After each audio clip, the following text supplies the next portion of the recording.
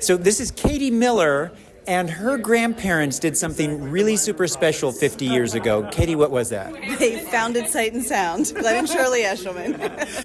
And what would they think of A Great Awakening? They love it. It's so fun to watch them observe this legacy that they've left behind. They're still living, doing very well. We were all together last night at a screening in our hometown, Lancaster, Pennsylvania. They were there. It's just so fun to watch them watch this thing that they, never really set out to do. It was just this miracle story, one after another, over the last 50 years. And just to see the level of impact is really special. Katie, how did your vision for the film department of Sight and Sound come about? Yeah. So our board of directors, our executive team, several years ago, we're just starting to feel this stirring. Josh says it very well, but he said for nearly 50 years, people had been coming to us. I believe it's time for us to start going out. Oh, wow. And so we have been saying that the films division really is the missionary part of our organization. We have our in-person theaters, and people from all over the world come to us. But our heart is to get these stories out to those who may not be able to come. And so that has been the vision from day one. And we started with I Heard the Bells in 2022. We started producing that in the middle of COVID. And then now this is our second film, and we are actually already in production for our third film, which I can't talk about yet. Okay. Yeah. So we're To be excited. continued. To be continued, All exactly. We'll see you next time right here. My favorite part of your family's story is the when it burned down. Yeah. Talk a little bit about that to our intercessors, because we're intercessors for America, so we're praying things look like a fire. Yeah.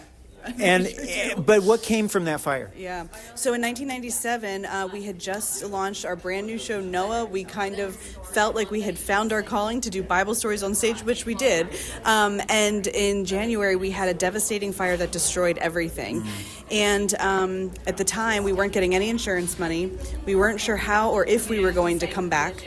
And 3 days after the fire, my grandparents sat at the kitchen table, and my grandpa looked at my grandma, and he said, "Do you want to come back? We're in our 50s. We've been working really hard our whole lives. Are you sure you want to do this?"